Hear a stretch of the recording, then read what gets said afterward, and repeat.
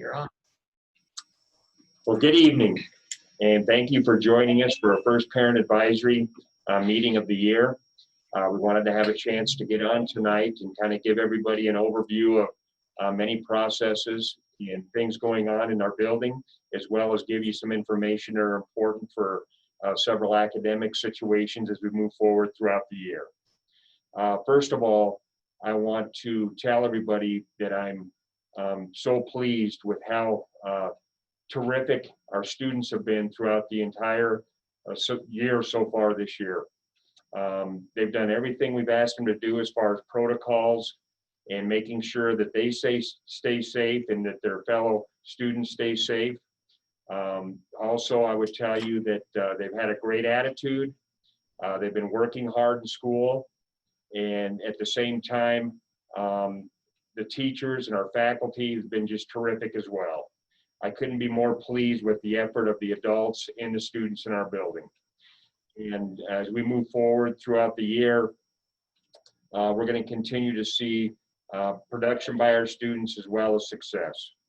I'd also like to say that the district office and what they've done to support us through this time has been tremendous, and I'm very thankful for their direction as well as their support for the students and staff in our building. Everybody's worked well together as a team in our district, and I'm very appreciative of that as well. So with that being said, Mrs. Bartlett is going to talk a little bit about schedule and CVS. Then we'll have Mr. Kirchner, who's going to talk a little bit about COVID and our procedures in our building and how that's gone. Mrs. Hughes is going to talk a little bit about PBIS, the PBIS system in our building. And then also Mrs. Busick is going to talk a little bit about the ACT and where we're at with that as we move forward. Then at the end of the meeting, anybody would have any questions or input or any thoughts, we'll allow you to raise your hand and we'll go through and give everybody a chance who wants to give some input or ask questions, do that at the end of the meeting. And with that being said, I'll turn it over to Mrs. Bartlett. Good evening, everyone, and I'd like to echo what Mr. Merritt said. It's been a tremendous start to the year, and we're already finished one semester, and we're about halfway through the second semester. So that's been incredible. The new schedule, we've worked through a lot of our issues, and things are going well. We are looking for our third and fourth term, which will be after Christmas break. January 15th, I believe, is when we'll start our third term. We will well, things will look a little bit differently as far as CVS is concerned. CVS, all those students, for East students will return, and we'll be in charge of all of that. At East High School, we'll provide the teachers that will staff those classes. So it might impact a little bit of our master schedule. We will, again, provide that staff for those CVS sections. So we might have to collapse a few sections. We did that at the beginning of the year, and it had most of the time it had minimal impact on other student schedules. We'll do our best to do the least amount of impact on there. But all of the CVS or the virtual students from East High will be, we will take care of everything here at East High School as far as communication, scheduling, providing the teacher support. So that's kind of what the third and fourth term are going to look like. And that's about all I have. So Mrs. Hughes, is it you next? Yeah. All right. So Mr. Merritt asked me to talk about PBIS a little, and hopefully you're familiar with PBIS from your students' previous experience here at East or at a junior high. PBIS stands for Positive Behavior Interventions and Support, and we do have a PBIS team here that is active. For your student, what that means is that we're going to ask them to follow the T-Bird way, to be safe, respectful, and responsible. And when we see them meeting those expectations and helping others and just doing the right thing throughout the school day, their teacher may write for them a little T-Bird way card that would say if they had been safe, respectful, or responsible. Or they might send home a postcard to let you know that your student is doing something that we really appreciate and meeting a great expectation here at East High School. For your student, they get obviously that instant acknowledgement that their teachers or staff are noticing that they're doing what we want for them to do. They also then get to turn that card in the office for a treat of their choice.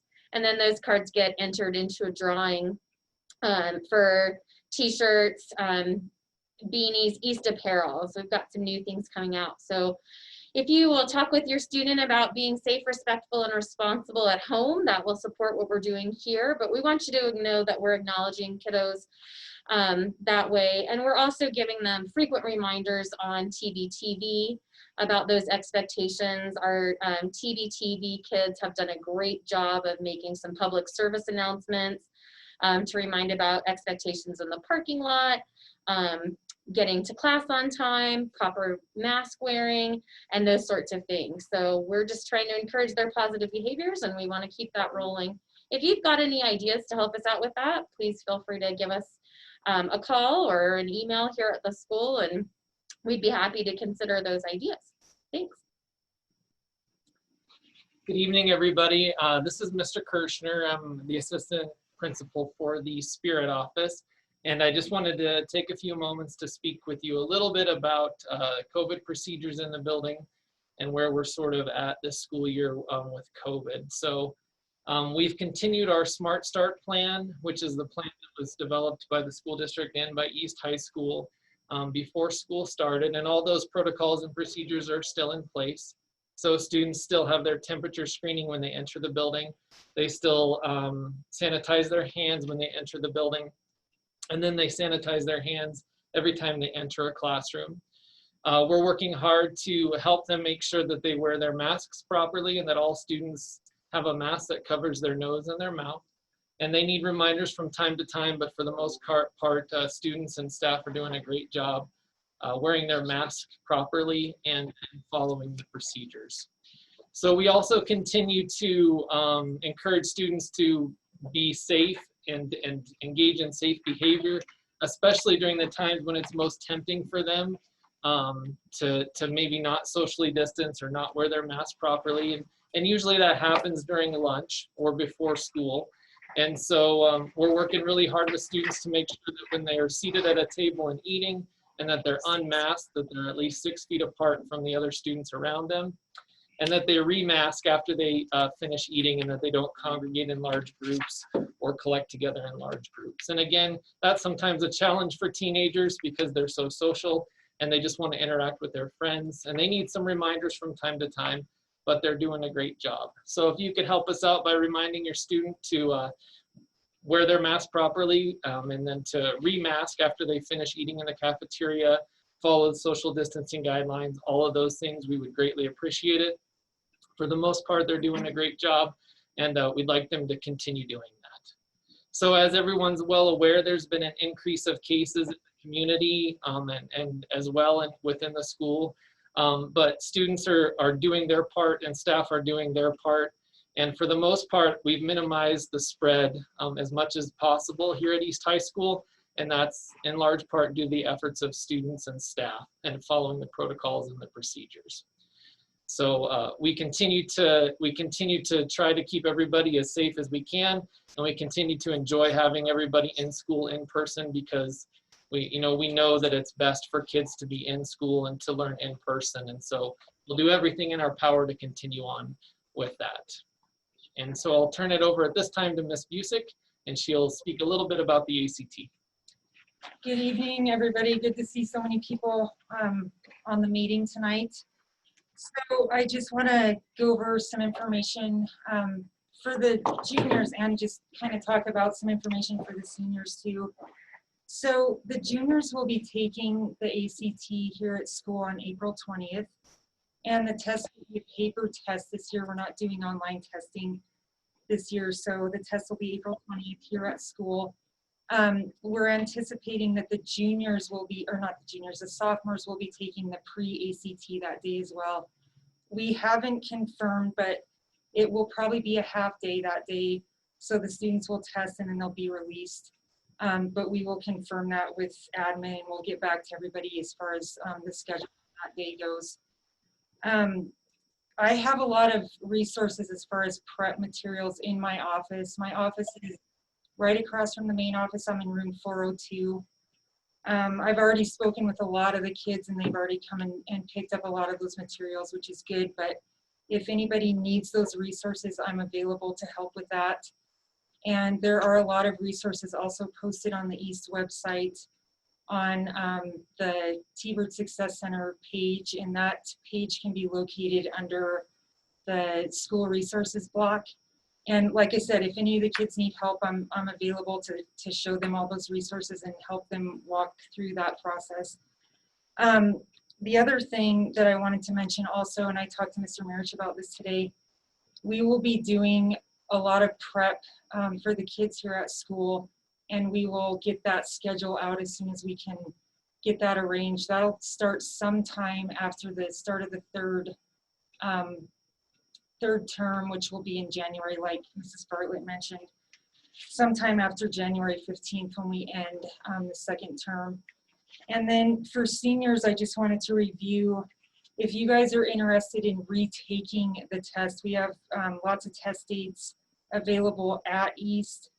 And those tests, we have a test date in February, we have a test date in April, June, and July.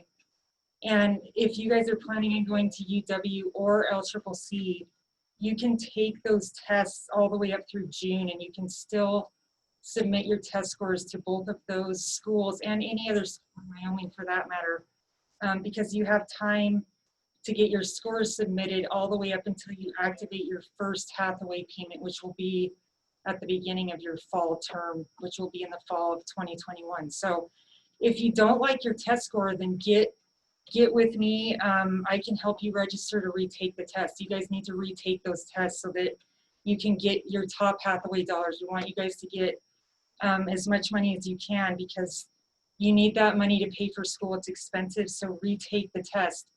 And also, you guys are more than welcome to go to the prep sessions that we have. Those aren't just going to be for the juniors. So make sure that you're paying attention to the announcements, and we'll get that information out to you guys as soon as we can, as soon as we have that solidified.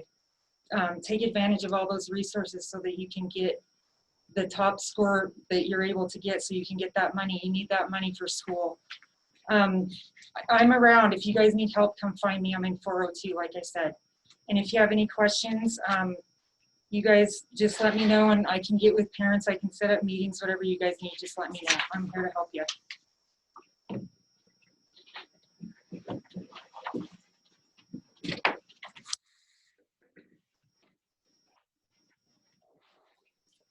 Thank you, Mrs. Busick. I also want to point out that Mrs. Busick coordinated the ACT test this last October 20th for all of our seniors. Because of last spring with the shutdown, we weren't able to give the test, the free test, to the seniors that is put together by the state as a state testing date. So they did that October 20th. And Mrs. Busick coordinated the testing of over 250 seniors here in our building during school, which was no easy task and unprecedented as far as giving the ACT in our building. So I thank her for all her hard work and dedication to making sure students have those opportunities.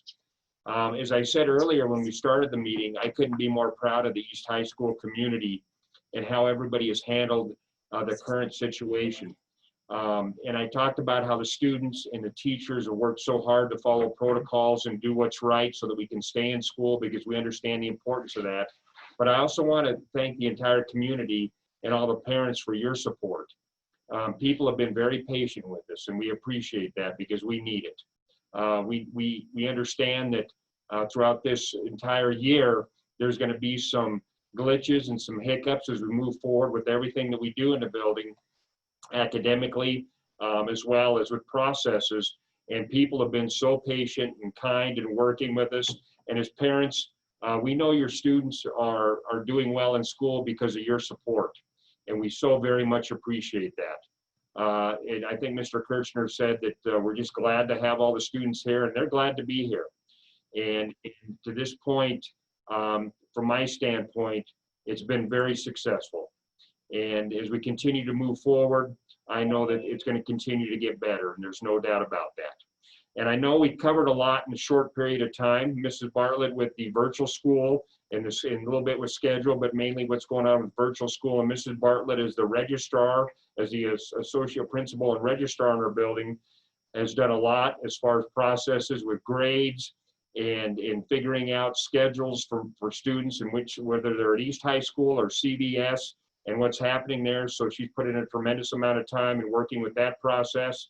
Mr. Kirchner, with the COVID, he's been the person in our building that's taking care of the tracing of contact tracing of situations in our building when we've had a student test positive.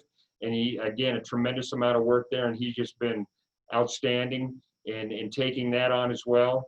Mrs. Hughes has really put a lot of work in the PBIS already this year. And we've already seen the impact of that with kids being rewarded for what they've done in our building. And believe you me, we have a lot of it. We have a lot of kids that have done some tremendous things, a lot of positive stuff. And you know, for people outside schools, they might be surprised in the building when they hear some of the things that kids do that are so positive, but it doesn't surprise us because we know we got terrific kids, and they honestly are sincere about being in school and doing the best they possibly can. And again, I want to thank Mrs. Busick for being here to talk a little bit about ACT and give you an idea of what's going on there. And as we move forward with that process, as Mrs. Busick said, we'll get you information throughout the year, okay? So we wanted to have those topics out there for you tonight. And then we want to give you an opportunity, if you have a comment or some feedback for us, if you just raise your hand and we'll call on you. And then you can, we'll make sure you get into the screen and you can ask us the question or comment if you have something. So if you'd like to talk, please make sure you just raise your hand. And unmute, yes, and unmute, that's an important one. And that's finally something I've gotten used to doing when I'm talking on Teams or Zoom, is unmuting. So if anybody would like to have any input or questions, if you have any questions, go ahead and raise your hand and unmute.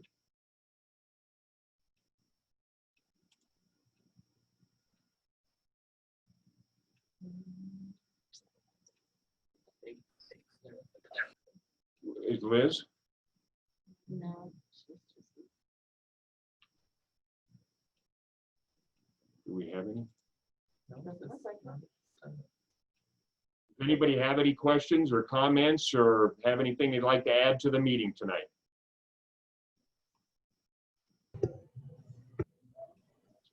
Hello. Yes, ma'am, go right ahead.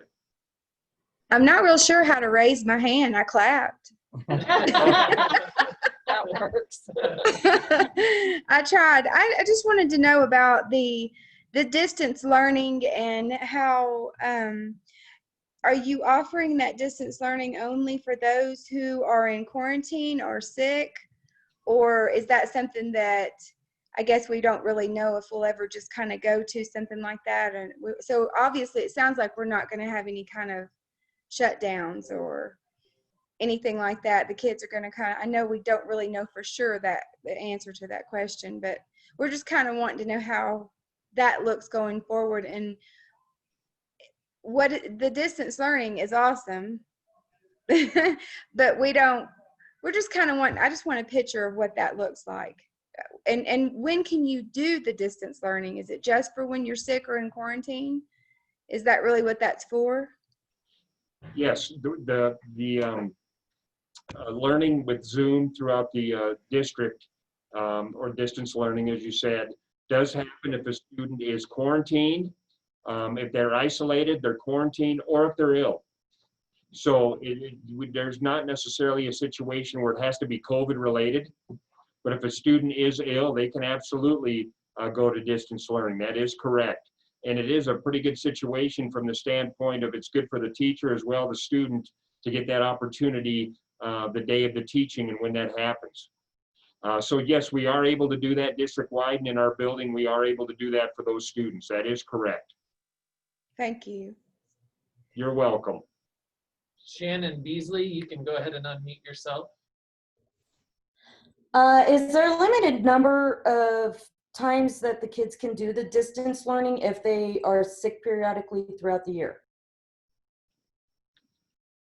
There isn't like a limited number of times that we keep track of, but if we notice that it's a extended time, then we probably would visit with you about other options that might be better for that student. But as far as if they're quarantined or sick, various times throughout the year, there is no limit. But yeah, if it was something that was like 3-4 weeks, we have a different situation, which is like homebound, for example, which we would probably move towards more than just the distance learning. Okay, that makes sense. Thank you.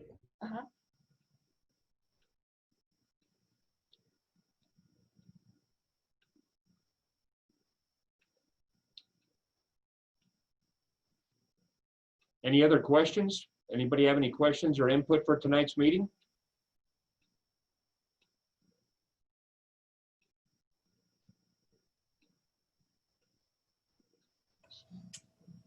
Real quick, I can't raise my hand. I can't figure it out. Go ahead. Just real quick on that same thing on Shannon, her question, because I have actually been told that, you know, I mean, my daughter came home today because she didn't feel very good, and she probably could have handled some Zoom classes, but I was told that that wasn't available. If your daughter went home and she wasn't feeling good today, that is available. So you were given the incorrect information from somebody. Okay, If she's ill, that is available for her. okay, because I was told that she had so many days and basically she had used them all. No, there's not necessarily any limit, like Mrs. Bartlett said, of the number of days, just as long as people communicate and we're able to work with people, parents, to move forward with their student. Thank you very much. You're welcome.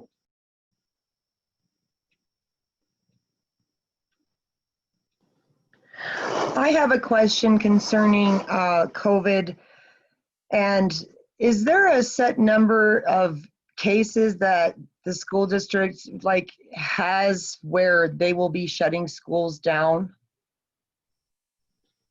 Yeah, that's a good question, and I think that's a question that several people have asked and have asked throughout the year. And the answer to that is no. Really, when we talk about where we're at right now in Tier 1, the only way we would get to Tier 2, and it would not be by district through the entire district, it'd be from building to building. So you could have two Tier 2 situations. Sorry about the lights going out. If nobody moves in a room, the lights go out. But you could have Tier 2 situations, and that would be something where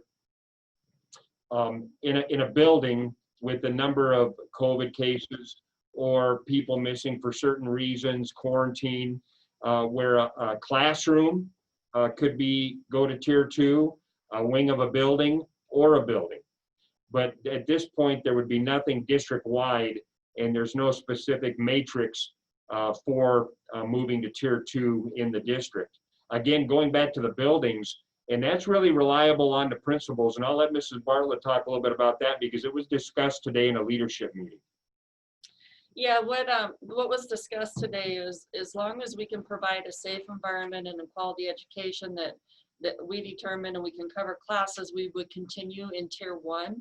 And if we felt that it was a situation where it wasn't a safe environment or that we just couldn't provide that quality, an example that was around the district is a small school had all their staff was out because they were so small. So if we didn't have enough teachers, that might be a situation, or as Mr. Merritt said, if it was a classroom or two that had to go remote for whatever reason, we would do that by classroom. But really, it's not any set number or anything. It's really our determination as leaders of the building, working with the community and our parents to determine what is safe. And also, just to give you an idea, like for example, in our building, if we have a staff member absent, obviously we try to get substitute teachers. But if we have staff members that are absent, we can't get a substitute teacher, the staff within the building we cover each other's classrooms. So we're really fortunate at the secondary level that we have the opportunity for teachers that have prep periods or planning periods can cover the classes of teachers that may not be in for various reasons.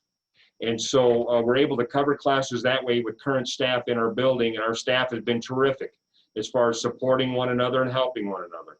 Another situation where they've stepped right in to do what needs to be done to help the students. And so that's where we're kind of fortunate at the secondary level, where we can support one another in that manner, and we have that flexibility. Yeah, we've also had teachers who have been at home that have Zoomed in, like the kids, and they've Zoomed in and have taught the class. In fact, I was in a classroom today and the teacher was on and had breakout sessions, and we had obviously adults in the classroom, but the teacher was still doing the teaching. So. Thank you. You're welcome. You're welcome.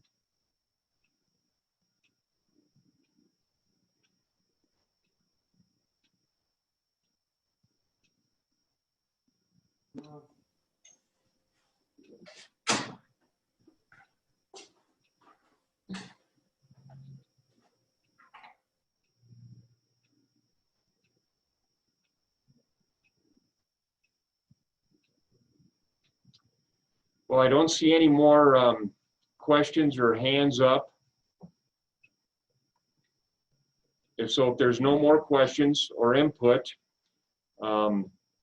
at this point, I want to make sure in the chat. No, we looked at the chat too, so very good.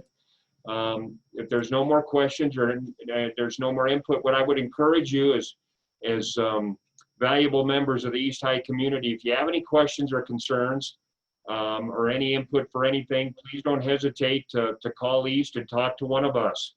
Ask to talk to myself, Mrs. Bartlett, Mr. Kirchner, Mrs. Hughes, and if it has to do with ACT, Mrs. Busick. Please let us know or email us, but give us some form of communication that we can get back to you, and we would be glad to talk to you. So if you have any questions or concerns after this meeting, let us know, okay?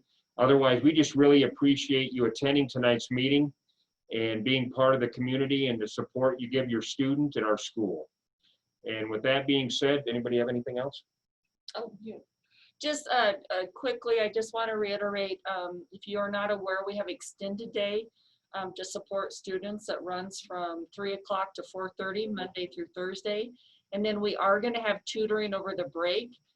It'll be Monday through Wednesday in both weeks, Monday through Wednesday from 8 to 11. So if you have students that are struggling a little behind, or they just want to get out of the house during break and do some studying, we do have those available. So just wanted to reiterate that. And that will also be posted on our website. Thank you. That's all I had. Thank you, Mrs. Bartlett.